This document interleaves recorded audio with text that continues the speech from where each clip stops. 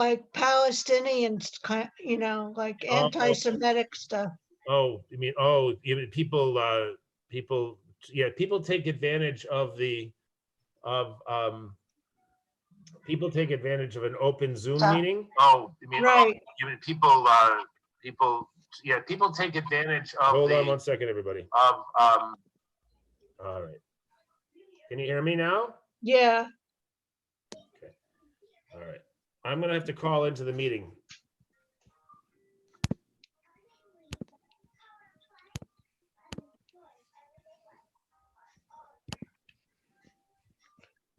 Should I unmute it? Mute it? Jean.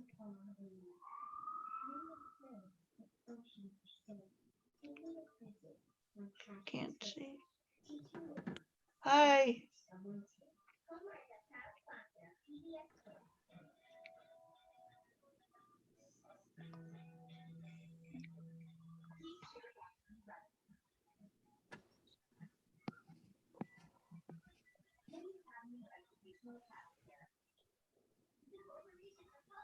Am I supposed to do anything? I think they're supposed to have a program that Nina said to let you watch. What am I doing? I'm coming. I'm coming. Can you see me? Yeah, I can, half of you. Hi, Sylvia. Hi, I see you from the lips up, Well, but I know who it is. I don't know. Is that better? Yeah, that's Hello. fine. Can people hear me now? Yes. Yep. You're a bit low. Bit low. All right. Well, I don't know if I can do much about that, unfortunately. I will have to figure that out. You mean the volume? We can turn the volume up. If you have to, yeah, I'm still trying to figure out the deal, how to, when I'm simultaneously casting it to YouTube, how to make sure that we don't get, that might try that. Hold on 1 second. Hold on 1 second.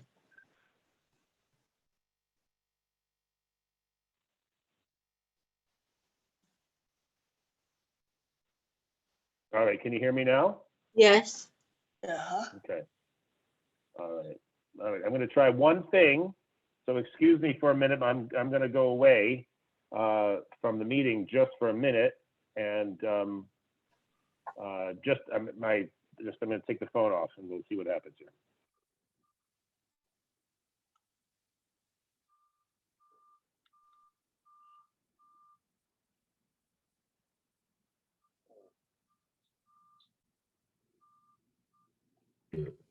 How about now? Can you hear me? Yes. Okay. All right. Well, that was a simple fix. Can you hear me better than you could before? Yes. Okay. Good. That was a much simpler fix than I feared. Sometimes things sometimes things work out okay. Other times, as we know, not so much. Oh boy. All right.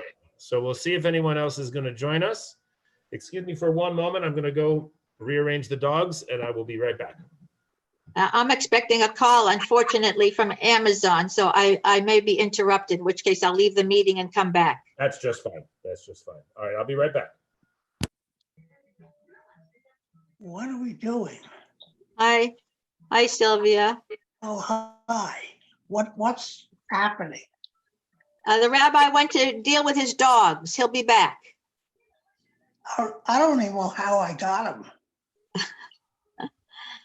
Suzanne, hello.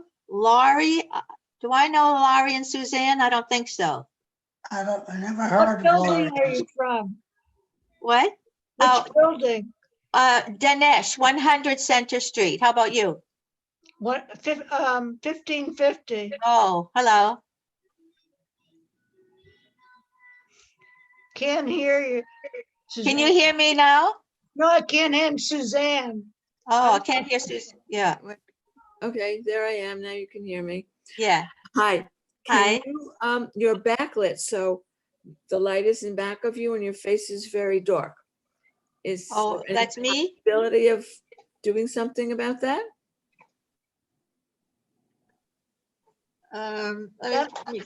That made it darker. I know.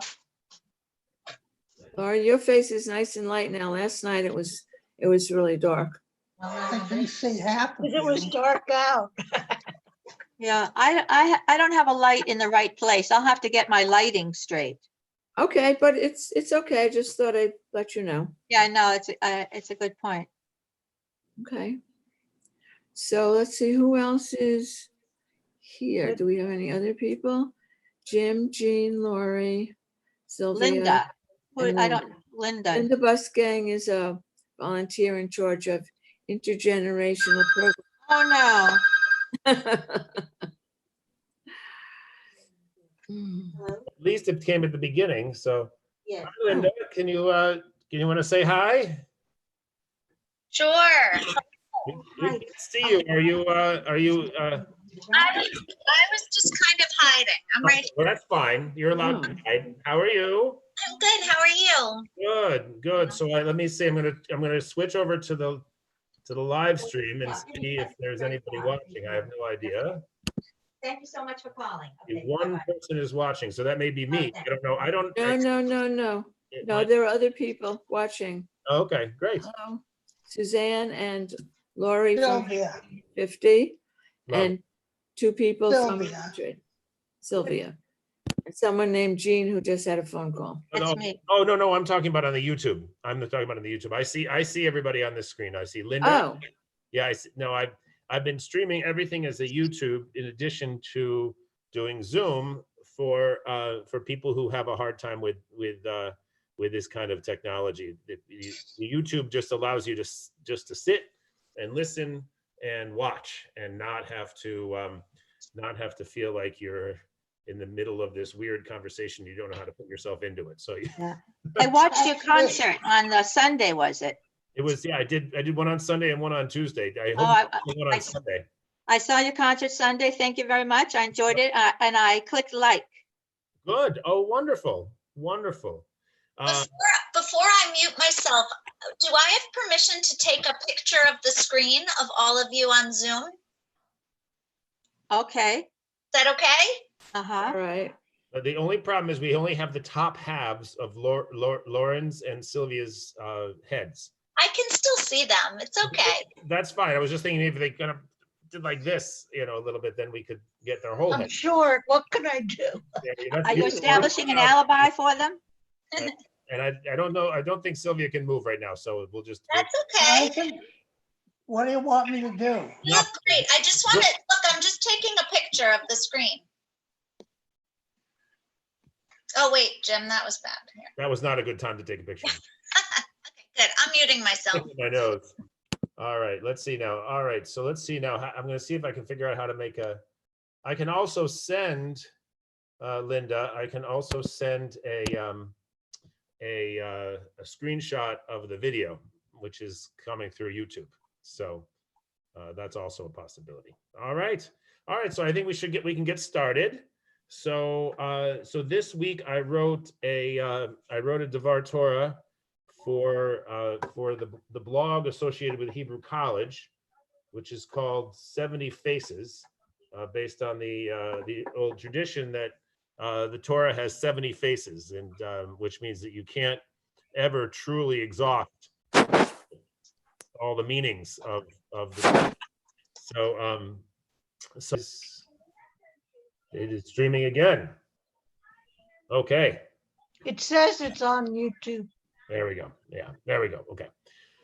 Good deal. All right. So so I wrote this piece, and I thought that what I would do, rather than simply share the piece with you, which I'm happy to do, I can send it around by email without any problem, and both as a document and as a link. But I thought that we could look at some of the sources that I used for it, and you can weigh in on some of your own ideas, and then then I'll just regret that I didn't talk to you before writing the piece. But what can I do? I can only do what I can do. So all right, so I'm going to share screen, with everybody. So I'm going to disappear and the text is going to come up. If you have any issues, yeah, please, if you figured it out, you can raise your hand. If you can't figure out how to raise your hand on the screen, then simply start talking, and I'll stop, and we'll address questions or comments or ideas, whatever works for you. All right, let me see if I can do this. All right, wait one moment.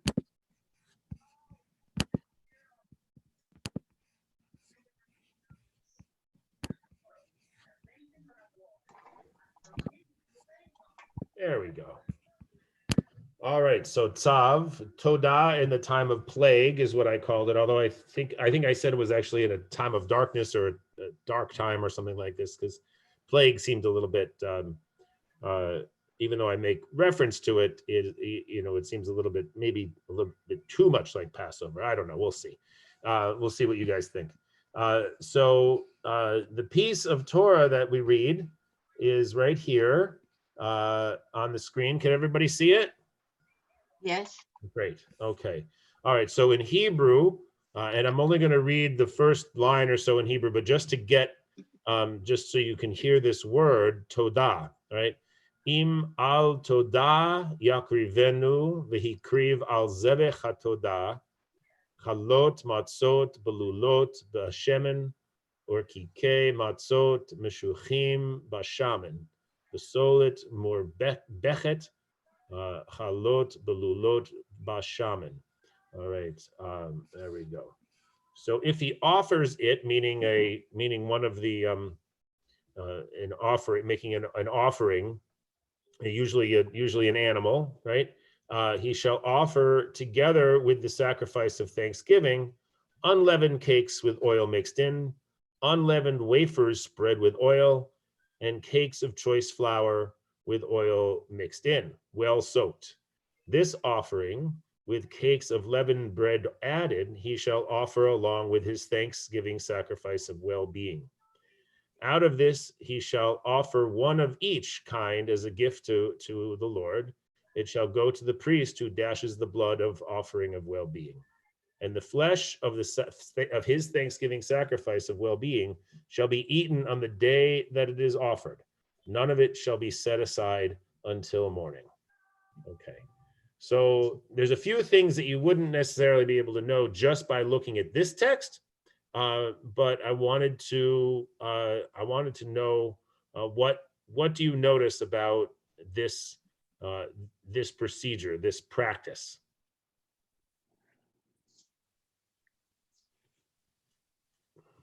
Go ahead, Lauren. No, I Oh, okay. You were just waving your hand, not Yeah. Sorry. waving it. Yeah. You want to know something particular about this practice? Yes. Anything that strikes you as interesting. I know that none of you is a scholar of Leviticus, so I understand, and I'm not a scholar of Leviticus either. So I'm not expecting you to say, oh, well, this is like this and this is like, but just as a person, as people who are new to this text, what do you think of what pops out at you? Something that pops out at me is that it has to be eaten on the day it's offered. Right. That is very, very important, right? And not, I mean, I don't know if it's important. Part of the point of my little essay is about, well, why do we need it? Why do we need to eat it right away, right? And that's one of the great questions that would be really interesting to get your answers to. I have the answers of a couple of old rabbis, but it'd be more interesting in knowing what you have to say. Okay, so that's really important, Jeannie, right? So that we eat this right away. Is there anything Yeah. else? Yeah, it also, can you hear me? Yep. I am unmuted. Okay. Well, it mixes unleavened with leavened. Yes. Really interesting, right? So really interesting. And anything else about that? Well,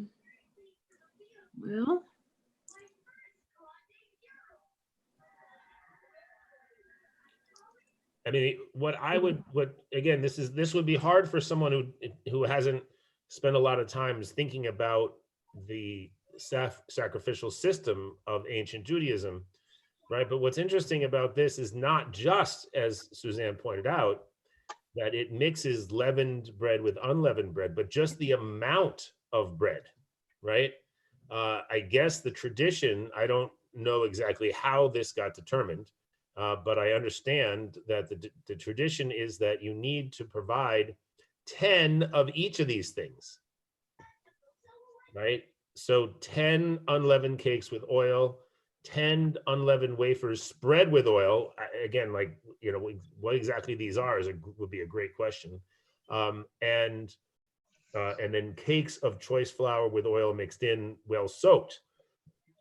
So those are the unleavened ones.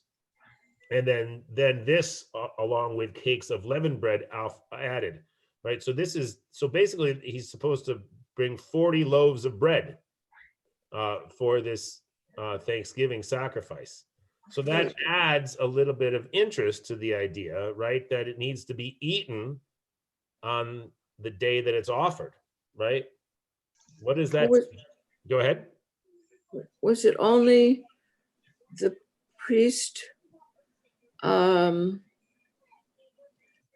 one person, or were there like a lot of people eating it? That's a great question. So again, from what I understand, right, it's that I guess the gift to the priest in terms of the sacrifice is just one loaf of each kind of bread, and then the rest of it is to be eaten by the person who is bringing the sacrifice. So it doesn't really seem quite possible for one person to eat 36 loaves of bread and an entire animal, right? So I have to assume, right, one would have to assume that this would have to be a pretty big party, right? Do they leave some of the food for the poor? Say it again, Suzanne? Do they leave some of the food for the poor? That's another good question. It doesn't talk about that one way or the other. I think the thing to remember about the Levitical system is that unlike the Deuteronomic system or even the Holiness Code, right? I think there is a kind of almost a utopian aspect to this, right? In the precincts of the temple, there are no poor people, right? So I mean, obviously that's idealized; it's not real. But the question, but your question is a good one. Is there? My guess is that if the person bringing the sacrifice wanted to include poor people, then he would be more than welcome to. He could invite anybody he wanted to. All right.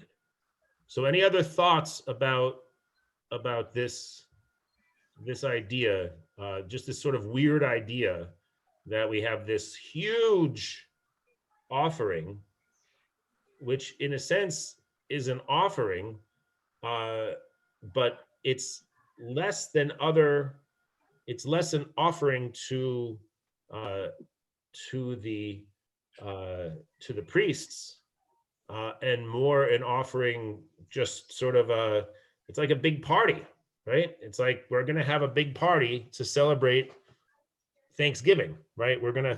So it's a little bit like, I mean, I read one piece of one Devar Torah online that, said, unlike American Thanksgiving, where we expect to eat turkey sandwiches for the next week, right here, if we have this kind of a Thanksgiving, we're expecting not to eat lamb sandwiches for the rest of the week, because we're gonna eat it all at the one time. The other thing that's important to know about this is that about the Thanksgiving offering is that unlike the other offerings that are prescribed in the Torah, this one is voluntary, right? People only give a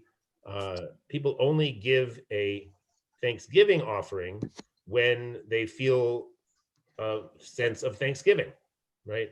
So it's not.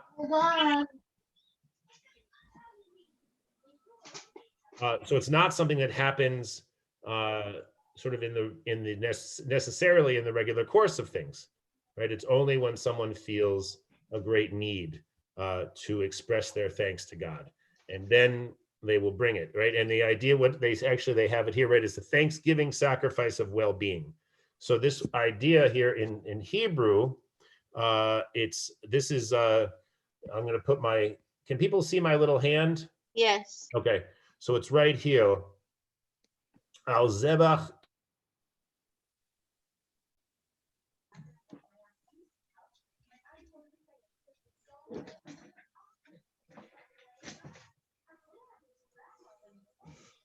Means his all right, there we go.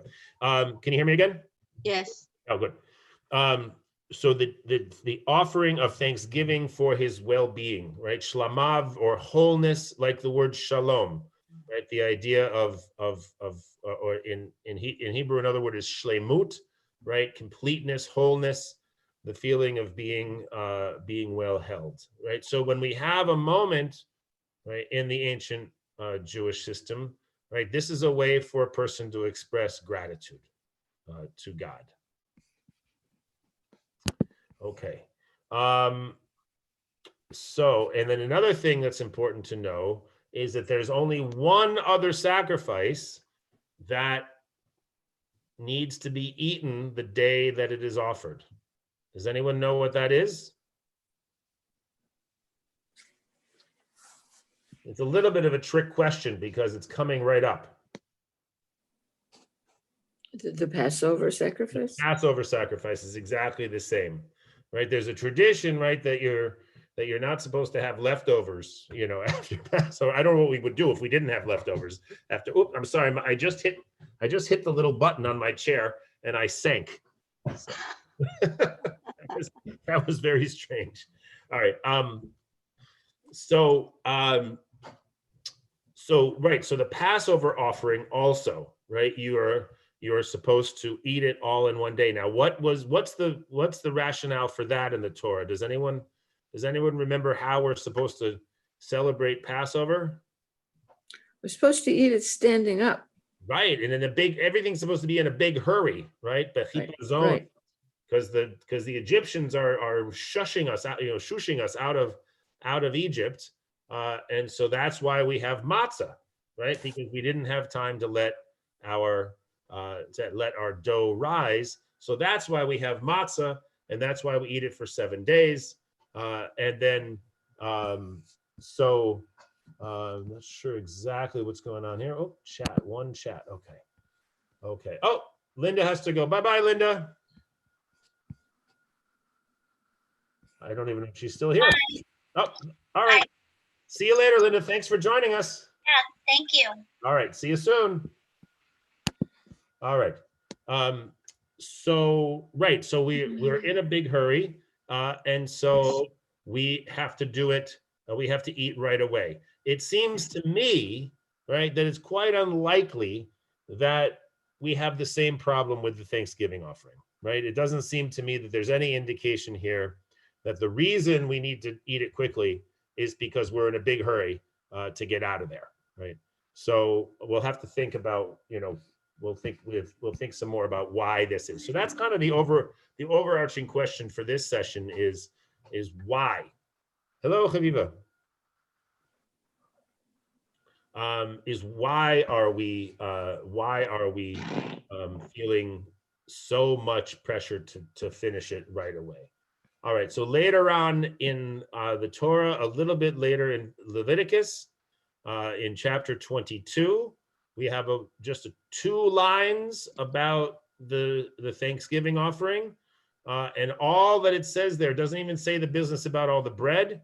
Here, all it says is Chi tizbechu zevach todah l'Hashem lirtzonchem tizbachu bayom hahu yeyachel lo totiru mimenu ad boker ani Adonai. Right. So when you sacrifice a thanksgiving offering to the Lord, sacrifice it so that it may be acceptable in your favor, which is to say, it shall be eaten on the same day. You shall not leave any of it until morning. I am Adonai. Right? Very, very clear that this is what's really important about a Thanksgiving offering. All right, good. So we're going to step away from that question just for a minute to ask a related question, one that the Talmud asks, and we may have actually thought of this question already, but the question is, well, who needs to say Thanksgiving, right? Who needs to bring a Thanksgiving offering? So before we get to the Talmud's answer about this, what do you think? Who needs to bring a Thanksgiving offering to God? I thought you said it was voluntary. It is. So that's a very good point. So when I say needs to, Yeah. what do you think? What's the meaning of need in this case? It's not obligated to, right? But when the Talmud is asking who needs to, what kind of need are we talking about?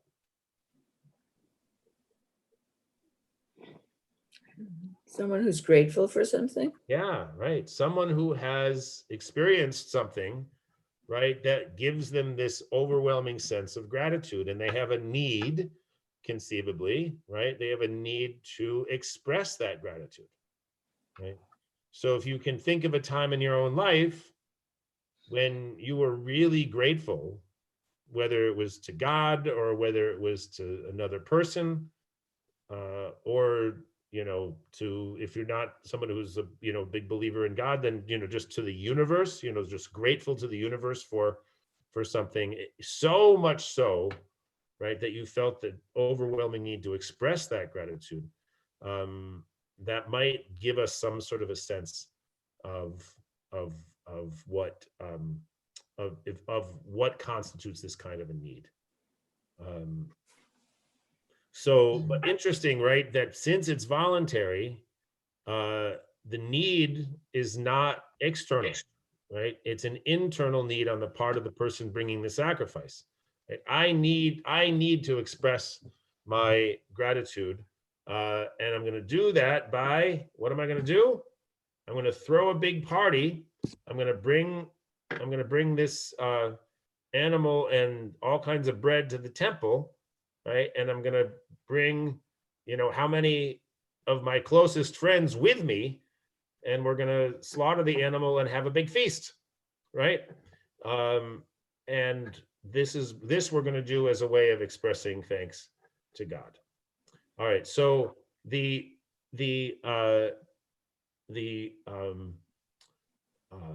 Talmud says that the clue as to which kind of people have a need. So this is not who's obligated to bring a Thanksgiving sacrifice, but who have the internal impetus to bring a Thanksgiving sacrifice. The question is going to be answered in Psalm 107. Very interesting. Psalm 107. So I thought we would read Psalm 107 in English, I think, because the Hebrew is a little bit long. We'll read Psalm 107. And as we go through it, maybe we can sort of anticipate what the rabbis are going to do, and we can make a potential list of categories. What kind of people need to say, need to give a Thanksgiving offering? All right, so let's start.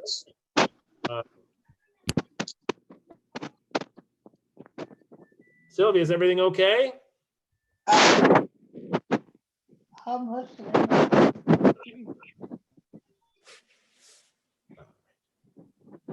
All right. Good. All right. So I'm going to start with the first line in Hebrew because it's actually a fairly well-known formula in the Psalms places. Todu ladonai ki tov ki le'ulam chasto. Right. All praise to Adonai for God's for God is good, and God's love, God's loving kindness, God's chesed, right? His chesed is eternal. And thus let the redeemed of Adonai. Sylvia, I'm just going to put you on mute until you figure out how to keep that thing in Yeah, one really. place. All right. Okay. All right, there we go. Thus the redeemed of the Lord say, those he redeemed from adversity, whom he gathered in from the lands, from east and west, from the north and from the sea. Some lost their way in the wilderness, in the wasteland. They found no settled place. Hungry and thirsty, their spirit failed. In their adversity, they cried to the Lord, and he rescued them from their troubles. He showed them a direct way to reach a settled place. Let them praise Adonai for his steadfast love, his wondrous deeds for mankind. For he has satisfied the thirsty, filled the hungry with all good things. Some lived in deepest darkness, bound in cruel irons, because they defied the word of God, spurned the counsel of the Most High. He humbled their hearts through suffering. They stumbled with no one to help. In their adversity, they cried to the Lord, and he rescued them from their troubles. He brought them out of the deepest darkness, broke their bonds asunder. Let them praise Adonai for his steadfast love, his wondrous deeds for mankind. For he shattered gates of bronze, he broke their iron bars. There were fools who suffered for their sinful ways and for their iniquities. All food was loathsome to them. They reached the gates of death. In their adversity, they cried out to the Lord, and he saved them from their troubles. He gave an order and healed them. He delivered them from the pits. Let them praise Adonai for his steadfast love, his wondrous deeds for mankind. Let them offer thanksgiving sacrifices and tell his deeds in joyful song. Others go down to the sea in ships, ply their trade in the mighty waters. They have seen the works of the Lord and his wonders in the deep. By his word, he raised a storm wind that made the waves surge, mounting up to the heaven, plunging down to the depths. Disgorging in their misery, they reeled and staggered like a drunken man, all their skill to no avail. In their adversity, they cried out to Adonai, and he saved them from their troubles. He reduced the storm to a whisper. The waves were stilled. They rejoiced when all was quiet, and he brought them to the port they desired. Let them praise Adonai for his steadfast love, his wondrous deeds for mankind. Let them exalt him in the congregation of the people, acclaim him in the assembly of the elders. He turns the rivers into a wilderness, springs of water into thirsty land, a fruitful land into a salt marsh, because of the wickedness of his inhabitants. He turns the wilderness into pools, parched lands into springs of water. There he settles the hungry. They build a place to settle in. They sow fields and plant vineyards that yields a fruitful harvest. He blesses them and they increase greatly, and he does not let their cattle decrease. After they had been few and crushed by oppression, misery, and sorrow, he pours contempt on great men and makes them lose their way in trackless deserts. But the needy he secures from suffering and increases their families like flocks. The upright see it and rejoice. The mouth of all wrongdoers is stopped. The wise man will take note of these things. He will consider the steadfast love of Adonai. All right. So I know that was a lot all at once, but did anyone along the way pick out some ideas about who might, because it says in this, you can see why the rabbis chose this psalm, right? It says somewhere along there, if I can find it, right? It says, let them offer let them offer thanks. Oh my gosh. Sorry. Let them offer thanksgiving sacrifices and tell his deeds in joyful song. Right. So here we see, right, what is the point of a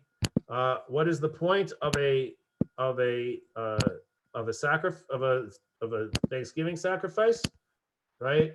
It's to tell the deeds of God in joyful song, right? We're supposed to recount what happened to us, right? And do it, not just tell the song, not just tell the story, right? But we're supposed to sing it, right? It's sort of like, I imagine it sort of along the lines of like the epic poets, who would sing about they would sing about Homer, not sing about Homer, would sing about Achilles and Odysseus, and in the Aeneid, Aeneas is constantly walking around telling people stories of what happened to him and his ancestors and so on and so forth. So I sort of imagine it like this. All right. So any ideas about who needs it? Yeah, Jeannie. I'm just wondering, that first line, Hodu, is there a melody for that line? There's many melodies for that line. So the one that comes directly to my mind is the one that we sing at the synagogue in Cambridge, where I'm the rabbi. It goes Hodu Ladonai ki tov ki le'olam chasto, and then there's a whole list of amazing things that God has done. And after each one of those amazing things, the congregation says ki le'olam chasto, right? For God's loving kindness is eternal, right? So it's sort of a little bit of a refrain. And then there's also and then there's the one, and then that one also comes up in Psalm, I think it's Psalm 118, I think it's 118, which is during Hallel, the 6 Psalms that we say during festival services. There is it's Hodu Ladonai ki tov ki le'olam chasto. So that one's very majestic, and sort of thinking about God as the ruler and as a sovereign. So there's definitely a tradition of having of actually doing this, right? When we are saying Thanksgiving, when we're saying thanks to God, right? Very often it's in the form of a psalm, and so we say it with not just a psalm but a song, right? Traditionally, Jewish services are sung, and that becomes that's very important. Okay. Okay. All right. Good. All right. So that's a great question, Jeannie. Okay. So in terms of the question, getting back to the idea of who needs to bring a sacrifice, what do you think? Well, they mentioned once, because of their sinful ways, they suffered all these misfortunes. Right. The lovely, sort of Old Testament God, right? Who's, if people do the bad thing, it's not just that they don't necessarily get what they want. No, there's going to be pestilence, and there's going to be famine, and there's going to, So, right. And so God rescuing those people from that, right, seems to me that that's the implication there is that, people who've seen people who are responsible for their own bad luck. So, and maybe if they are now redeemed from that bad luck, then they owe God a thanksgiving. All right, other ideas?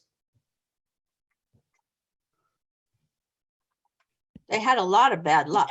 Yes, that is for sure. That is for sure. All right, so I'm going to go back just very quickly, and we'll look. Oh boy, sorry. This is really funky. I'm trying to figure out how this works. All right. So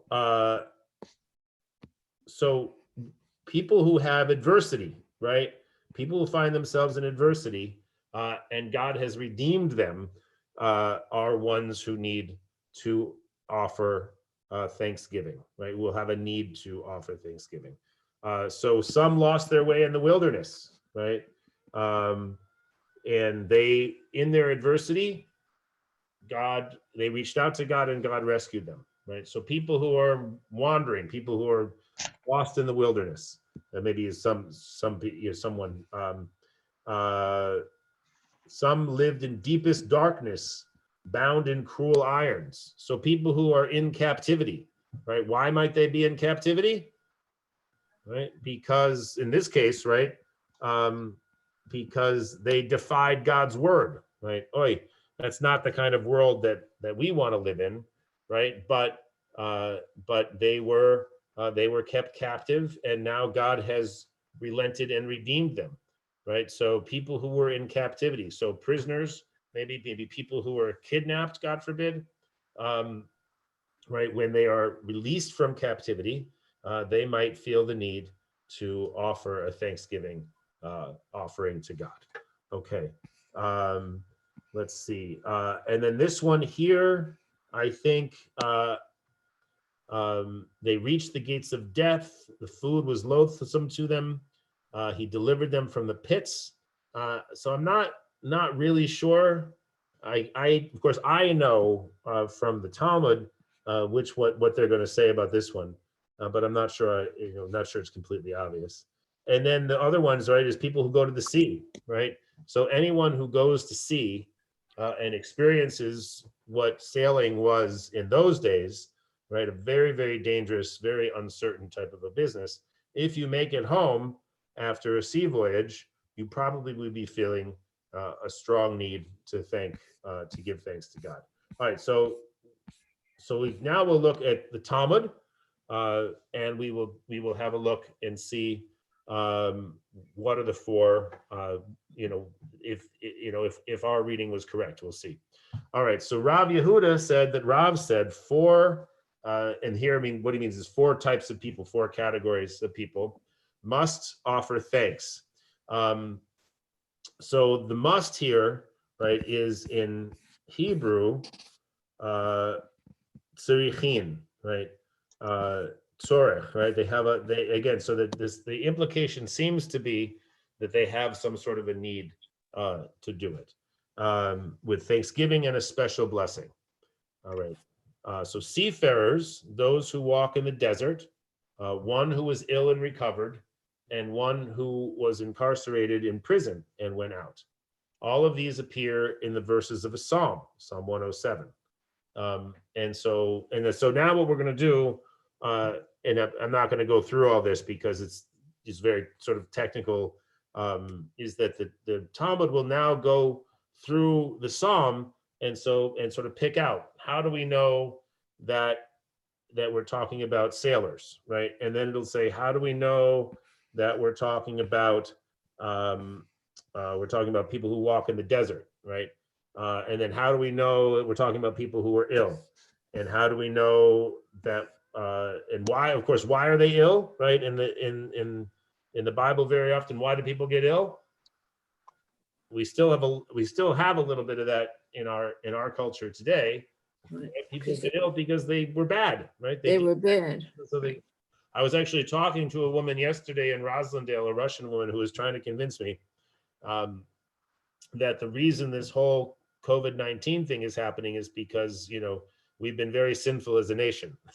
And so I listened politely. I didn't agree with her, but I didn't argue with her either. But yeah, very interesting, right? And then people that were incarcerated, right? All right. So right here where I'm putting it right here, the Gemara asks and after God takes them out from that darkness and shadow of death, it says they are grateful to God for God's goodness. And the Gemara, this is another word for the Talmud, right, says, what blessing does he recite? So Rabbi Yehuda, a different rabbi, says blessed is God who bestows acts of loving kindness. Okay, so Suzanne, you may be familiar with this blessing, and Lauren, you might be. Actually, all of you may be familiar with it, right?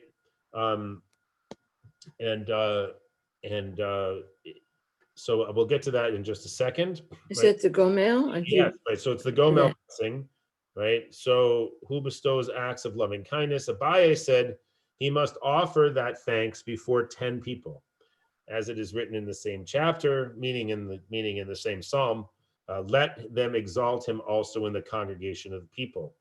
And so there's no, Psalm, of course, would never say congregation unless it meant at least 10 people. This is the way that the Talmud works. They make assertions like that, and you just have to accept them or not. But they decide that that's what that means, right?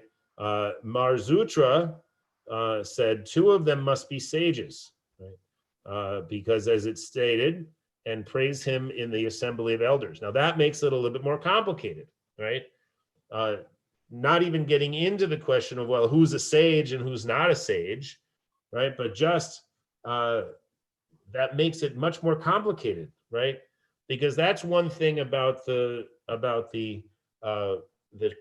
Thanksgiving blessing that always kind of puzzled me, right? Say that you came home from a sea journey, right? Or say that you just recovered from an illness, right?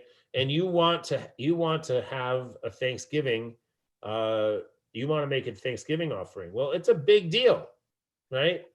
It's a big deal. You have to go to Jerusalem, you have to find the priest, you have to bring all that bread, you need to do all this very, very elaborate stuff. And then you can have your party, right? So this seems kind of like the rabbinic equivalent of that. You can do this, but only if you can find a couple of rabbis who are going to be there to sort of make it official. Go ahead, Jeannie. I don't know how to raise my hand electronically. Okay, you're doing fine the other way, yeah. Okay, so why do you have to praise God in the congregation of, in the assembly of anyone? Why can't you, I'm thinking of giving is of a higher order if you do it anonymously. Right. It's not So, the same Right. thing. Right, absolutely. Actually, you're pointing to there's a commentator that I read about that talks about just this. He says, when you're doing mitzvahs, by and large, you don't want to be sort of calling attention to yourself, right? And saying, hey, look at me, I'm doing this big mitzvah, right? You're supposed to walk humbly with your God, he says, right? And so his argument there, right, is that this is one of the few mitzvahs that you're actually supposed to go out and make a big deal about, right? And there are a couple of others, right? Can you think about a couple of others where you kind of want to, let everybody know that you're doing it? But I see this as different from the hierarchy, because this is not doing a mitzvah for somebody else. This is all about you. Well, that's interesting, right? Well, on one hand, it is all about you, right? But let's just step back one moment, Suzanne, and what are the other? What would be another? What would be another? I'm sorry, my computer keeps on making noise at me. What would be another mitzvah that we do where we make a big deal of it and sort of let everybody know we're doing it? Brit Milah. Right. So Brit Milah is one, right? Another one that comes to my mind, right, is we light the Hanukkah candles, right? And we put them in the window, right? Or outside our door to let everybody know, right? And why do we do that? Why might we want to make a big deal of Brit Milah or of Hanukkah candles?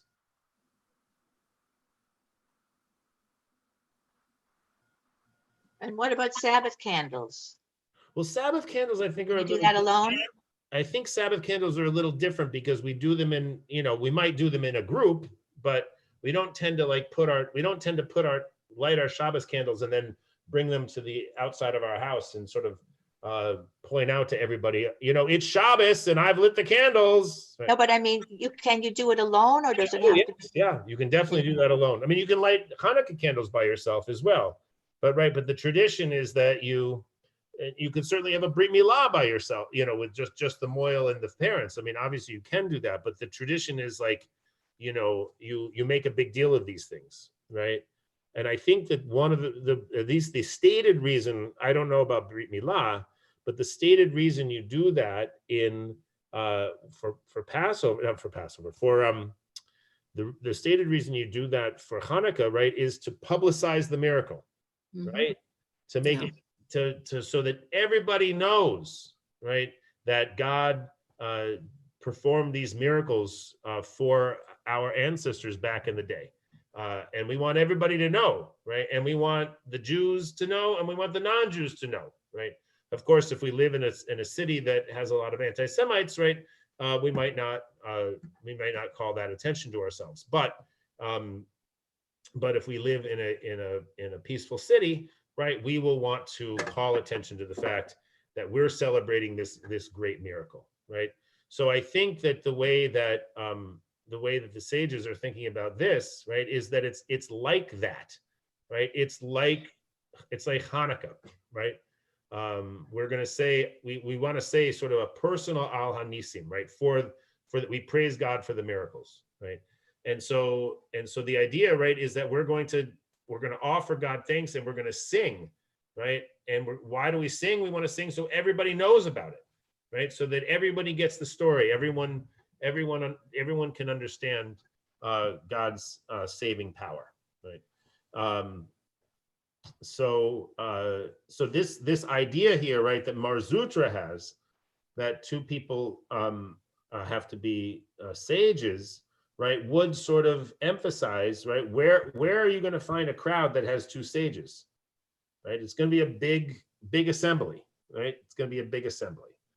But Rav Ashi strongly objects to this, saying, right, that all of them should be sages. Everybody should be a sage. That doesn't seem quite reasonable. Anyway, the sages are among them. It's fine. So 10 is enough, right? And there should be probably two sages too, but let's acknowledge, right? It says towards the bottom of this page right here, right? No satisfactory answer was found, and the question remains difficult, right? This is one of the things I love about the Gemara, right? About the Talmud, is that you'll get to these places where the rabbis say, there's no way to figure out what the actual answer is. So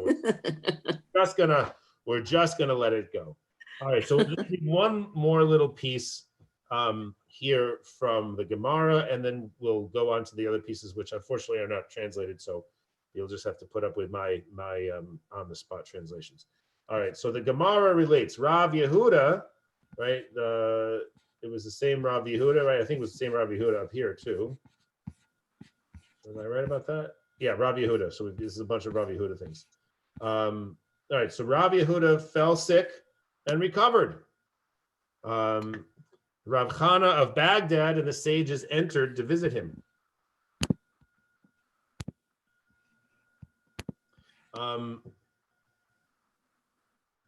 They said to him, "Blessed is God who gave you to us and did not give you to the dust," right? Thank God that you recovered. He said to them, "You have exempted me from offering thanks, as your statement fulfilled my obligation to recite a blessing." Wow, interesting, right? So I'm not exactly sure why this story is here, but I find it fascinating, right? That Rav Yehuda, who says that if you fall ill and then recover, you have to, bring a Thanksgiving offering, and then you need to say a blessing. He's gotten better, and he says, well, these guys said a blessing for the fact that I recovered, so that takes me off the hook, right? And you have to understand, in this context, if you're taken off the hook for doing something, you can't just do it anyway, right? Because then you're making a blessing in vain. So it's almost here. It's almost as though he's saying to them, you've stolen my thunder, right? I was gonna be responsible for saying this great this great Thanksgiving prayer, but you came in and blessed me, and you took it out of my hands, right? You know, I'm not able to do it now. But didn't Abaye say, right, that one must offer thanks before 10, right? And the Gemara answers there were 10 people there when the sages blessed God in Rav Yehuda's presence. And then it says, well, wait a second, but Rav Yehuda didn't offer thanks himself. The others offered it on his behalf, right? And then this is a very, very important, the reason I'm bringing you through this is because of this very, very important principle, right? The answer to that question, right, is he did not need to recite it himself because he answered Amen after their blessing, right? So if you ever are in a Jewish service and you hear a lot of people saying Amen, right, after a blessing, and you may wonder, well, wait, how does that work, right? Traditionally, if you say Amen after someone else says a blessing, it is as if you have said the blessing yourself, right? So you can partake in their blessing by saying Amen. If you don't say Amen after their blessing, then the implication is that you are going to say it yourself. Now, of course, it doesn't necessarily have to work that way. You can still say Amen. It's sort of the polite thing to do. Saying Amen is basically affirming what someone has said. So it's generally kosher to say Amen even if you've said the blessing yourself. But it is this very interesting idea based on the fact, I guess, that there were many people, right, then as today, right, who didn't know all the prayers, who didn't necessarily feel comfortable saying all the prayers themselves. So they would go to the synagogue, they would listen to the leader, and when the leader finished a particular blessing, everyone would say Amen, and it was as if the entire congregation had said it. All right, so I think we'll stop there on this one. All right, so any thoughts, questions, comments before I move a little bit ahead?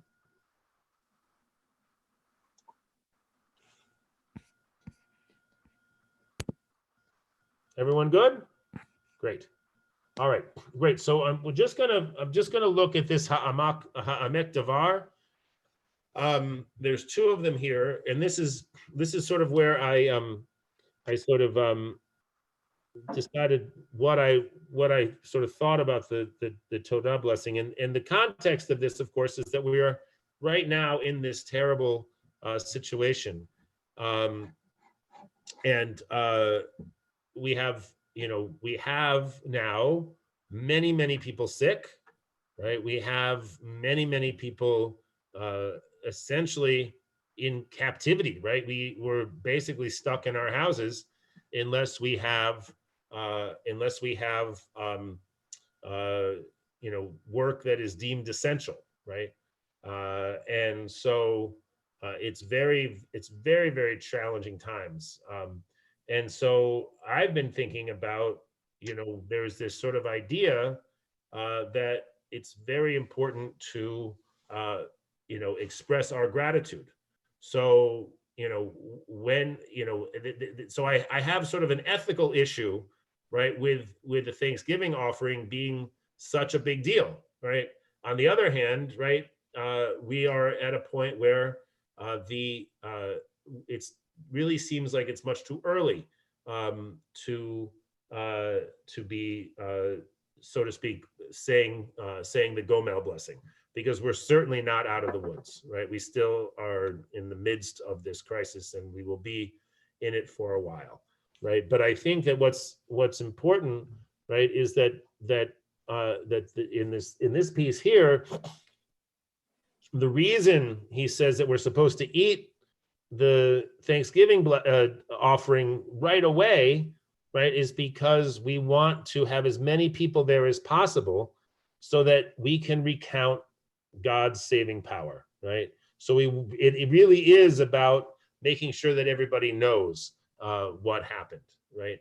And then he goes on in another place to talk about how just what the objection you raised, Jeannie, right? Isn't it a little bit of sort of self-aggrandizement, right, to to throw this big party in your own honor, right? You know, is it okay, for instance, to throw yourself a big birthday party, right? And the answer here would be yes, right? It is completely okay to do that because it's because we are making a point of giving praise to God, right? And then another commentator comes along and says that it's actually the fact of the matter is that since it's a voluntary offering, right? There's no limit on the number of times that we can offer a Thanksgiving offering, right? Every day, he says, has its miracles, and we really should celebrate those miracles on the day that they occur, right? And so my sort of way of thinking about this has been that, you know, we're in this terrible situation in our country and in our world, and yet I've been witness to so many things recently for which I feel just immense gratitude, and I have this great desire to sort of share some of the things that I'm grateful for, and so it just feels like a very important thing to do on a daily basis. So that's sort of where I ended up going with this. So I wanted just to, we have just a few minutes left. Anyone who would like to share, something that they're particularly grateful for, because, we usually do this around Thanksgiving, right? We say, oh, what are we really grateful for this year over Thanksgiving? But I'm thinking really this Thanksgiving offering is, so we're gathering here on Zoom, right, is something we should be doing on a much more regular basis. So anyway, yes, Suzanne. I'm grateful for the CCB staff. You guys are doing a majorly wonderful job in taking care of us. Well, thank you. Yeah. Thank you. I agree.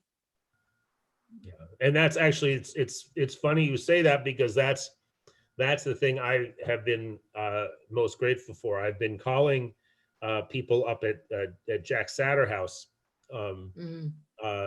There's a handful of Russian speakers up there, and I've been calling them every day, and they have the same feeling, and this is in a very, very terrible situation up there, and their gratitude is just so overwhelming to me, and so it just feels like such an important thing to express and to let people know. So that's great. I'm grateful for living in the northeastern United States Yes. in this era. Yeah. In Brooklyn, I mean, at CCB, but also northeastern United States seems like a good place to live. It seems to me more and more, it seems like a good place to live. Exactly. The rest of the country, I'm not as sure, but anyway. All right, so I should sign off. Thank you, everybody, for joining, and I look forward to seeing you virtually over the next couple of weeks, and then, God willing, in person, and we'll have a big party, and we'll have a big Well, praise God. big toda. Toda. Exactly, Todu. a big toda. So, all right, Thank you. thanks Bye. everyone. I'll see you all soon. Thank you. Bye-bye.